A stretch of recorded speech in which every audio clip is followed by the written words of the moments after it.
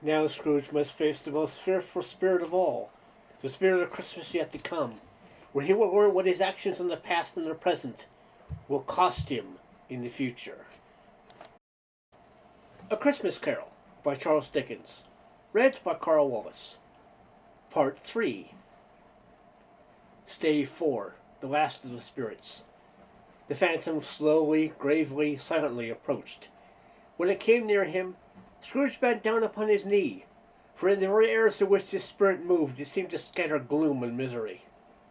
It was shrouded in a deep black garment, which concealed its head, its face, its form, and left nothing of it visible save one outstretched hand. But for this it would have been difficult to detach its figure from the night, and separate it from the darkness by which it was surrounded. He felt that it was tall and stately when it came beside him, and its mysterious presence filled him with a solemn dread. He knew no more, for the spirit neither spoke nor moved.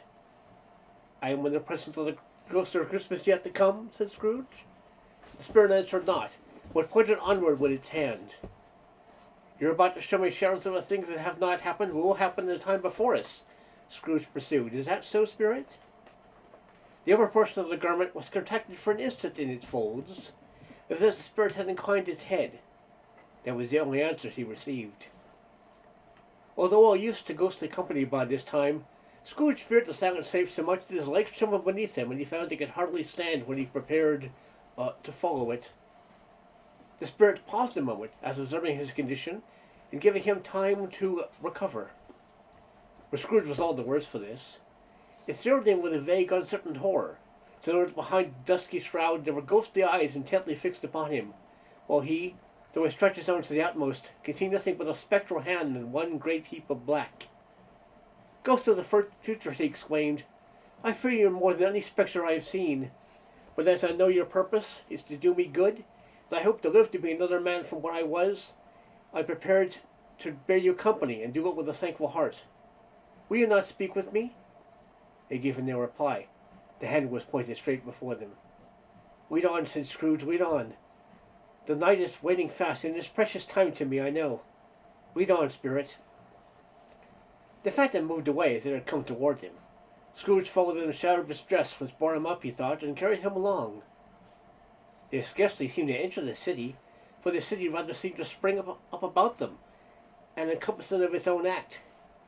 But there they were in the heart of it, on an exchange, amongst the merchants who hurried up and down and chinked the money in their pockets, and conversed in groups, and looked at their watches, and trifled thoughtfully with their great gold seals, and so forth, and Scrooge had seen them often.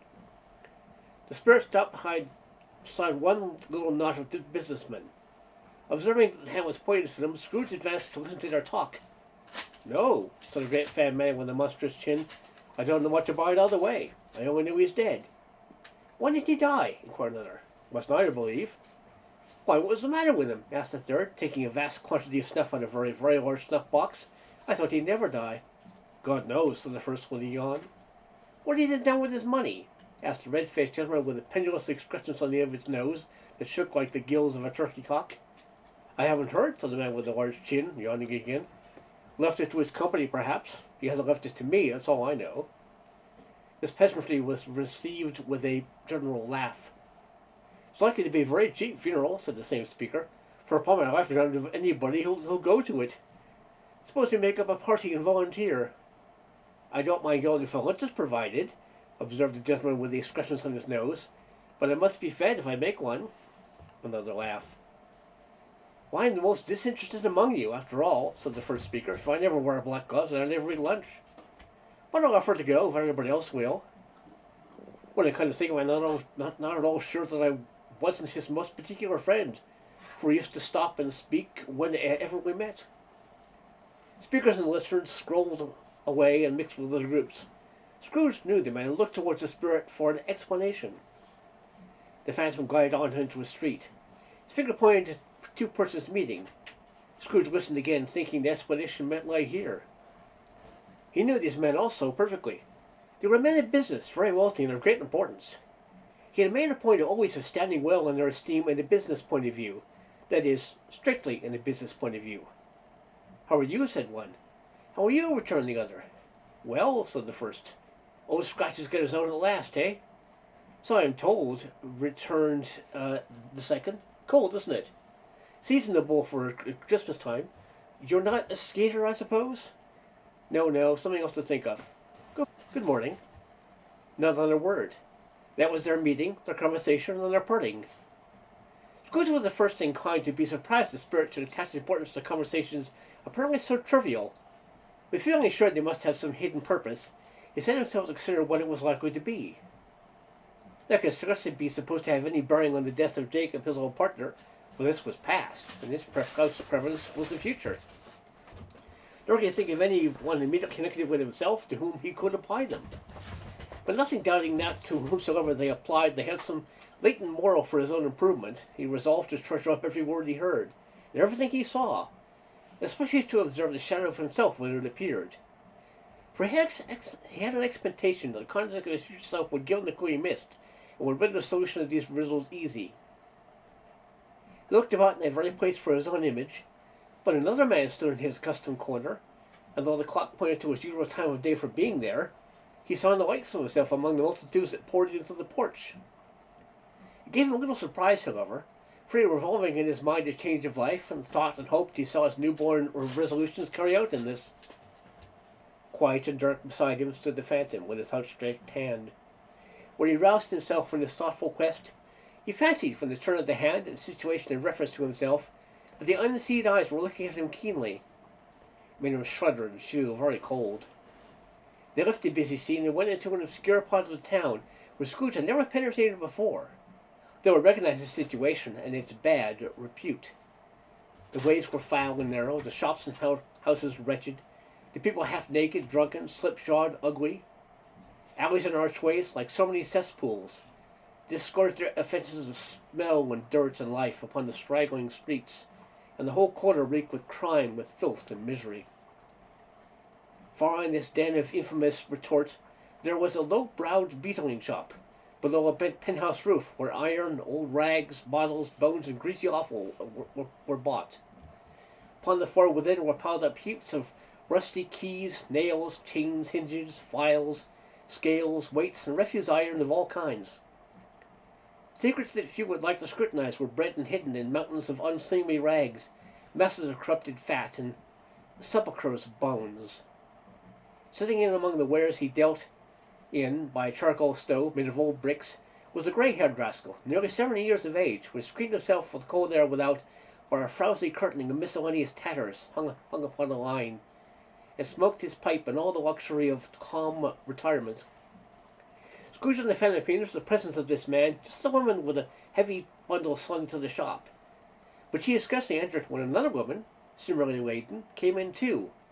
She was closely followed by a man in faded black, who was no less startled by the sight of them than they had been upon the recognition of each other. After a short period of blank astonishment, in which the old man with the pipe had joined them, they all three burst into a laugh. "Let the charwoman alone to be the first," cried she who had entered first. "Let the laundress alone to be the second. Let the undertaker's man alone to be the third. Look here, old Joe, here's a chance. We haven't all three met here without meaning it." "You couldn't have met in a better place," said old Joe, removing his pipe from his mouth. "Come into the parlor. You were made free of it long ago, you know, and the other two aren't strangers. Don't stop till I shut the door of the shop. Ah, how it squeaks. There ain't such a rusty piece of metal in this place as its own hinges, I believe. And I'm sure there's no old bones such here as mine. We're all suitable to our calling. We're well matched. Come into the parlor. Come into the parlor." The parlor was the space behind the screen of rags. The old man raked the fires together with an old stair rod, and having trimmed his smoky lamp, for it was night, with the stem of his pipe, put it in his mouth again. While he did this, the woman who had already spoken threw a bundle on the floor and sat down in a flaunting manner on a stool, crossing her elbows and her knees and looking with a bold defiance at the other two. "What odds, then? What odds, Mrs. Dibber?" said the woman. "Every person has a right to take care of themselves. He always did." "That's true indeed," said the laundress. "No man more so." "Well then, don't stand staring as if you was afraid, woman. Who's the wiser? We're not going to pick holes in each other's coats, I suppose." "No, indeed," said Mrs. Dibber and the man together. "We should hope not." "Very well then," cried the woman. "That's enough. What's the worse? Who is the worse for the loss of a few things like these? Not a dead man, I suppose. No, indeed, said Mrs. Dilber, laughing. If you want to keep him after he's dead, a wicked old screw, pursued the woman, well, it wasn't even natural in his lifetime. If he had been, he'd have had somebody to look after him when he was struck with death, instead of lying gasping on his last there all by himself. It's the truest word that ever was spoke, said Mrs. Dilber. It's a judgment on him. I wish it was a little heavier judgment, replied the woman, and it should have been, you may depend upon it, if I could have laid my hands on anything else. Open that bundle, Joe, and let me know the value of it. Speak out plain. We're not afraid to be the first, nor afraid of them to see it. We knew pretty well we were helping ourselves before we met here, I believe. It's no sin. Open the bundle, Joe. But the gallantry of her friends would not allow of this, and the man in faded black, mounting the breach first, produced his plunder. It was not extensive. A seal or two, a pencil case, a pair of sleeve buttons, and a brooch of no great value were all. They were separately examined and appraised by old Joe, who chucked the sums he was disposed to give for each upon the wall, added them up to a total where he found there was nothing more to come. That's your account, said Joe. I wouldn't give another sixpence if I was to be boiled for not doing it. Who's next? Mrs. Dilber was next. Sheets and towels, a little wearing apparel, 2 old-fashioned silver teaspoons, a pair of sugar tongs, and a few boots. Her account was stated on the wall in the same manner. I always give too much to ladies. It's a weakness of mine, and that's the way I've ruined myself, said old Joe. That's your account. Asked me for another penny and made a liberal question. I repent of being so liberal and knock off half a crown. And now undo my bundle, Joe, said the first woman. Joe went down on his knees for the greater convenience of opening it. Having unfastened a great many knots, dragged out a large and heavy roll of some dark stuff. What do you call this? Said Joe. Bed curtains. Ah, returned the woman, laughing and leaning forward on her crossed arms. Bed curtains. You don't mean to say you took them down, rings and all, with him lying there, said Joe. Yes, I do, replied the woman. Why not? You were born to make your fortune, said Joe, and you'll certainly do it. I certainly shan't hold my hand when I can get anything in it by reaching it out, for the sake of a man such as he was. I promise you, Joe, returned the woman coolly. Don't drop that oil upon the blankets now. His blankets? Asked Joe. Whose else do you think? Replied the woman. He isn't likely to take cold without them, I dare say. Hope you didn't die of anything catching, said old Joe, stopping his work and looking up. Don't you be afraid of that, returned the woman. I ain't so fond of his company that I'd loiter about him for such things if he did. You may look to that shirt till your eyes ache, but you won't find a hole in it, nor a threadbare place. It's the best he had, and a fine one, too. They'd have wasted if it hadn't been for me. What do you call wasting of it? Asked old Joe. Putting it on it to be buried in, to be sure, replied the woman with a laugh. Somebody was fool enough to do it, but I took it off again. If calico ain't good enough for such a purpose, it isn't good enough for anything. It's quite as becoming to the body. He can't look uglier than he did in that one. Scrooge listened to this dialogue in horror. As they sat grouped about their spoil in the scanty light afforded by the old man's lamp, he viewed them with a detestation and disgust, which could hardly have been greater, though they had been obscene demons marketing the corpse itself. Ha ha, laughed the same woman, when old Joe, producing a final bag of money in it, told out their several gains upon the ground. This is the end of it, you see. You frightened everyone away from him when he was alive, to profit us when he was dead. Spirit, said Scrooge, shuddering from head to foot. I see. The case of this unhappy man might be my own. My life tends that way now. Merciful heaven, what is this? He recoiled in terror, for the scene had changed, and now he almost touched a bed, a bare, uncurtained bed, which, beneath the ragged sheet, there lay something covered up, which, though it was dumb, announced itself in awful language. The room was very dark, too dark to be observed with any accuracy, though Scrooge just round it in obedience to a secret impulse, anxious to know what kind of room it was. A pale light, rising in the odd air, fell straight upon the bed, and on it, plundered and bereft, unwatched, unwept, uncared for, was the body of this man. Scrooge glanced towards the phantom. Its steady hand was pointed to the bed. The cover was so carelessly adjusted, the size and phrasing of it, and the motion of a finger upon Scrooge's part would have disclosed the face. He thought of it, felt how easy it would be to do so, and longed to do it, but he had no more power to withdraw the veil than dismiss the spectre on the side. O cold, cold, rigid, dreadful death, set up thine altar here, and just with such terrors as thou hast at thy command, for this is thy domain. But of the loved, revered, and honoured head, thou canst not turn one hair to thy dread purpose, or make one feature odious. It is not the hand is heavy and will fall down when released. It is not that the heart and pulse are still, but that the hand was open, generous and true, the heart brave, warm, and tender, and the pulse a man's. Strike, shadow, strike, and see his good word springing from the wound, to sow the world with life immortal. No words pronounced these words in Scrooge's ears, and yet he heard them when he looked upon the bed. He thought, if this man could be raised out now, what would be his foremost thoughts? Avarice, hard-dealing, gripping cares, they had brought him to a rich end, truly. He lay in the dark, empty house without a man, a woman, or a child, to say that he was kind to me in this or that, and for the memory of one kind word I will be kind to him. A cat was tearing at the door, and there was the sound of gnawing rats beneath the hearthstone. What they wanted in the room of death, why they were so restless and disturbed, Scrooge did not dare to think. Spirit, he said, this is a fearful place. Leaving it I shall not, Lord, leave his lesson. Trust me. Let us go. Still, the ghost pointed with the unmoved fingers to the head. I understand you, Scrooge returned. I would do it if I could. But I have not the power, Spirit. I have not the power. Again it seemed to look upon him. If there is any person in the town who feels the emotion caused by this man's death, said Scrooge, quite agonized, show the person to me, Spirit, I beseech you. The phantom spread its dark robe before him for a moment like a wing, and withdrawing it, revealed a room by daylight, where a woman and her child were. She was expecting someone, and with anxious eagerness, she walked up and down the room, staring at every sound. Looking out from the window, glanced at the clock, tried, but in vain, to work with her needle, and could hardly bear the voices of the children in their play. At length the long-expected knock was heard. She hurried to the door and met her husband, a man whose face was careworn and depressed, though he was young. There was a remarkable expression in her now, a kind of serious delight of which he felt ashamed, and which he struggled to repress. He sat down at dinner, been hoarding for him by the fire, and when she asked him faintly what news, which was not until after a long silence, he appeared embarrassed how to answer. Is it good, she said, or bad? To help him. Bad, he answered. We are quite ruined.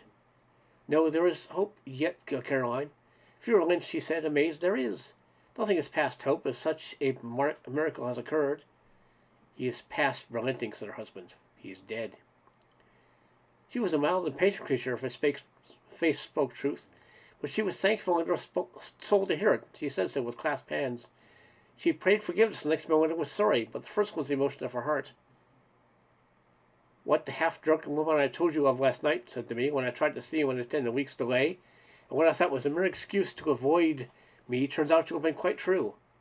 He was not only very ill, but dying then. To whom will our debt be transferred? I don't know. Before that time we should be ready with the money, and even though we were not, it would be a bad fortune indeed to find so merciless a creditor in his successor. We shall sleep tonight with light hearts, Caroline. Yes, softened as they would, their hearts were lighter. The children's faces, hushed and clustered round to hear what the landlord understood, were brighter. It was a happier house for this man's death. The only emotion that the ghost could show him, caused by the event, was one of pleasure. Let me see some tenderness connected with the death, said Scrooge, for that dark chamber spirit which we have left just now will be forever present to me. The ghost connected him with the 7 streets familiar to his feet. As they went along, Scrooge looked here and there to find himself, but nowhere was he to be seen. They had entered poor Bob Cratchit's house, the dwelling he had visited before, found the mother and the children seated round the fire. Quiet, very quiet. The noisy little Cratchits were still as statues in one corner, and sat looking up at Peter, who had a book before him. The mother and daughters were engaged in sewing, but surely they were very quiet. And he took a child and set him in the midst of them. Whereas Scrooge heard those words, he had not dreamed them. The boy must have read them out as the heat of the spirit crossed her household. Why did he not go on? The mother laid her work upon the table and put her hand up to her face. The colour hurts my eyes, she said. They're better now again, said Cratchit's wife. It made them weak by candlelight, and I wouldn't show a weak eyes to your father when he comes home for the world. It must be near his time. Past it, rather, Peter answered, shutting up the book. But I think he's walked a little slower than he used to these last few evenings, Mother. They were very quiet again. At last she said in a steady, quiet tone that only faltered once, I have known him walk with Tiny Tim upon his shoulder very fast indeed. So have I, said Peter, often. And so have I, exclaimed Leonard, so would all. But he was very light to carry, she resumed, set upon her work. And his father loved himself. There was no trouble, no trouble. And there's your father at the door. She had hurried out to meet him, and little Bob, in his comforter, he had need of it, poor fellow, came in. His tea was very firm on the hob, and they all tried who should help him do it most. The two young Cratchits got him to his knees and laid each child a little cheek upon his face. They said, Don't mind it, father. Don't be grieved. Bob was very cheerful with him and spoke pleasantly to all the family. He looked at the work upon the table and praised the industry and speed of Mrs. Cratchit and the girls. It would be done long before that Sunday, he said. Sunday. You went today, then, Robert, said his wife. Yes, my dear, returned Bob. I wish you could have gone. Would have done you good to see how green a place it is. But you see it often. I promised him that I would walk there on the Sunday. My little child, cried Bob. My little child. He broke down all at once. He couldn't help it. If he could have helped it, he and his child would have been further apart perhaps than they were. He left the room and went upstairs to the room above, which was lighted cheerfully and hung with Christmas. There was a chair set close beside the child, and there were signs of someone having been there lately. Poor Bob sat down in it, and when he thought a little composed himself, he kissed the little face. He was reconciled to what had happened and went down again quite happy. He drew about the fire and talked to the girls and mother working still. Bob told him of the extraordinary kindness of Mrs. Scrooge's nephew, whom he had scarcely seen but once, and who, meeting him in the street that day and seeing him looked just a little down, you know, said Bob, inquired what had happened to distress him. On which, said Bob, for he was the pleasantest spoken gentleman he ever heard, I told him. I am heartily sorry for Mr. Cratchit, he said, and heartily sorry for your good wife. By the by, how he ever knew that, I don't know.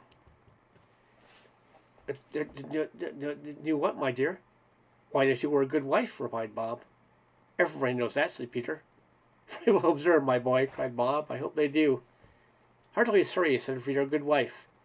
If I can be of service to you in any way, he said, giving me his card, that's where I live. Pray come to me. Now, it wasn't, cried Bob, for the sake of anything he might be able to do for us, so much as for his kind way, that this was quite delightful. It really seemed as if he had known our Tiny Tim and felt with us. I'm sure he's a good soul, said Mrs. Cratchit. You'll be sure of it, my dear, returned Bob. If you saw and spoke to him, I shouldn't be at all surprised, mark what I say, if he got Peter a better situation. Oh, we hear that, Peter, said Mrs. Cratchit. And then, cried one of the girls, Peter will be keeping company with someone and setting up for himself. Get along with you, retorted Peter, grinning. It's not as likely as not, said Bob, one of these days. There's plenty of time for that, my dear. But however, whenever we part from one another, I'm sure we shall none of us forget poor Tiny Tim, shall we? Or this first parting there was among us. Never, father, cried they all. And I know, said Bob, I know, my dears, when we recollect how patient his malady was, although he was a little child, we shall not quarrel easily among ourselves and forget poor Tiny Tim in doing it. No, never, father, they all cried again. I'm very happy, said little Bob. I'm very happy. Mrs. Cratchit kissed him, his daughters kissed him, the two young Cratchits kissed him, and Peter himself shook hands. Spirit of Tiny Tim, thy childish essence was from God. Spectre, said Scrooge, something affronted our parting moments at hand. I know it, but I know not how. Tell me what man that was whom we saw lying dead. The ghost of Christmas yet to come conveyed him, as before, though at a different time, he thought, indeed. There seemed to be no order in these latter visions, save that they were in the future. It's the retorts of businessmen, but showed him, not himself. Indeed, the spirit did not stay for anything, but went straight on, as to the end just now desired, until besought by Scrooge to tarry for a moment. This court, said Scrooge, to which we're hearing now, is where my place of occupation is, and has been for a length of time. I see the house. Let me behold what I shall be in days to come. The spirit stopped. The hand was pointed elsewhere. The house is yonder, Scrooge explained. Why do you point away? The inscrutable finger underwent no change. Scrooge listened to the windows of his office and listened. It was his office still, but not his. The furniture was not the same, and the figure in the chair was not himself. The phantom pointed as before. He joined it once again, and wondering why and whither he had come, accompanied it until he reached an iron gate. He paused to look round before entering. A churchyard. Here, then, the wretched man whose name he had now to learn lay underneath the ground. It was a worthy place, walled in by houses, overrun by grass and weeds, the growth of vegetation's death, not life, choked up with too much burying, fat with repleted appetite. A worthy place. The spirit stood among the graves and pointed down to one. He advanced towards it trembling. The phantom was exactly as it had been, but he dreaded that he saw a new meaning in its solemn shape. Before I draw nearer to that stone to which you point, said Scrooge, answer me one question. Are these the shadows of things that will be, or are they shadows of things that may be only? Still the ghost pointed downward to the grave by which it stood. Men's courses will foreshadow certain ends to which, if persevered in, they must lead, said Scrooge. But if the courses be departed from, the ends will change. Say it is thus with what you show me. The spirit was immovable as ever. Scrooge crept toward it, trembling as he went, and following the figure, read upon the stone of the neglected grave his own name, Ebenezer Scrooge. Am I that man who lay upon the bed? He cried upon his knees. The figure pointed from the grave to him and back again. No, spirit. Oh, no, no. The finger was there. Spirit, he cried, tight clutching this robe, hear me. I am not the man I was. I will not be the man I must have been but for this intercourse. Why show me this if I am past all hope? For the first time the hand appeared to shake. Good spirit, he pursued, as down upon the ground he fell before it. Your nature intercedes for me and pities me. Assure me that I yet may change these shadows you will show me by an altered life. The kind hand trembled. I will honor Christmas with my heart and try to keep it all the year. I will live in the past, the present, and the future. The spirits of all three shall strive within me. I will not shut out the lessons they have taught. Oh, tell me I may sponge away the writing on this stone. In his agony he caught the spectral hand. It sought to free itself, but he was strong as entreaty and denied it. The spirit, stronger yet, repulsed him. Holding up in his hands in the last prayer to have his fate reversed, he saw an alteration of the phantom's hood and dress. It shrunk, collapsed, and dwindled down into a bedpost. Stave 5. The end of it. Yes, and the bedpost was his own. The bed was his own. The room was his own. Best of happiness of all, the time before him was his own, to make amends in. I will live in the past, the present, and the future, Scrooge repeated as he scrambled on the bed. The spirits of all three shall strive within me. Oh, Jacob Marley, heaven and Christmas time be praised for this, I say. I say it on my knees, oh Jacob, on my knees. He was so flustered and so glowing with his good intentions, as his broken voice would scarcely answer to his call.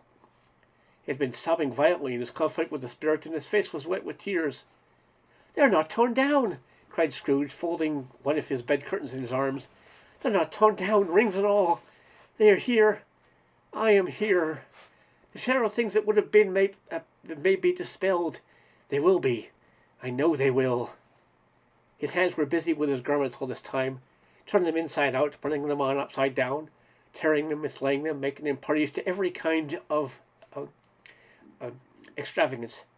I don't know what to do, cried Scrooge, laughing and crying in the same breath, and making a perfect mess of himself with his stockings. I'm as light as a feather. I'm as happy as an angel. I'm as merry as a schoolboy. I'm as giddy as a drunken man. A Merry Christmas to everybody.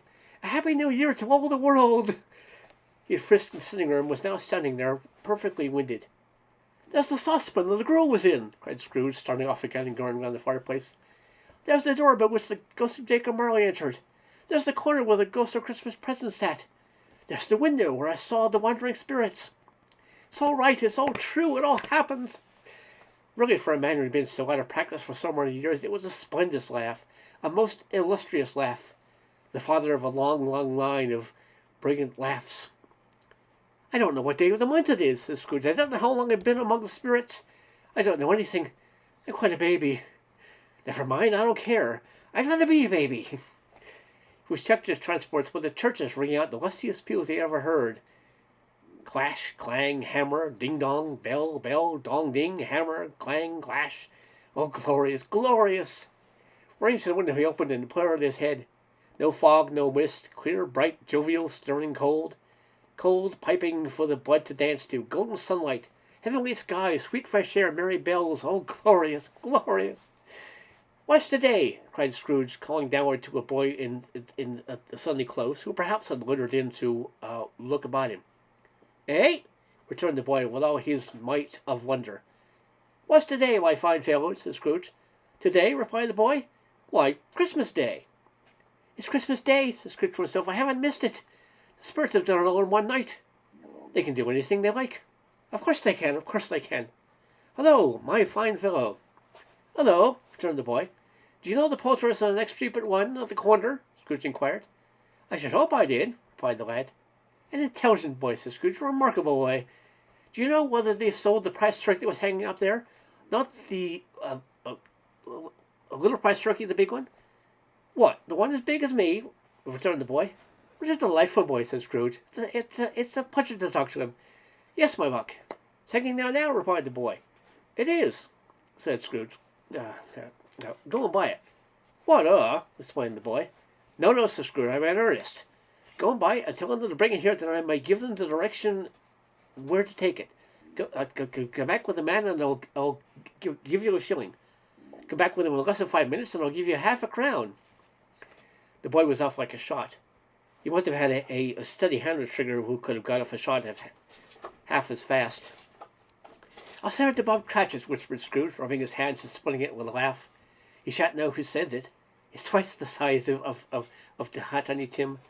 Joan Miller never made such a joke as sending it to Bob's will be. The hand in which he wrote the address was not a steady one, but write it he did somehow, and went downstairs to open the street door, waiting for the coming of the porter's man. As he stood there waiting his arrival, the knocker caught his eye. I shall have it as long as I live, cried Scrooge, patting it with his hand. I scarcely ever looked at it before. What a lost expression it has in its face. It's a wonderful knocker. Here's the turkey. Hello! How are you? Merry Christmas! It was a turkey. He never could have stood upon his legs, that bird. He would have snapped them short in a minute, like sticks of sealing wax. Why, it's impossible to carry that to Camden Town, said Scrooge. You must have a cab.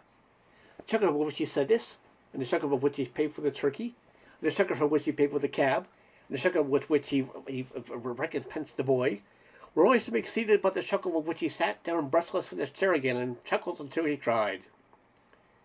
Shaving was not an easy task, for his hand continued to shake very much, and shaving requires attention, even when you don't dance while you're at it.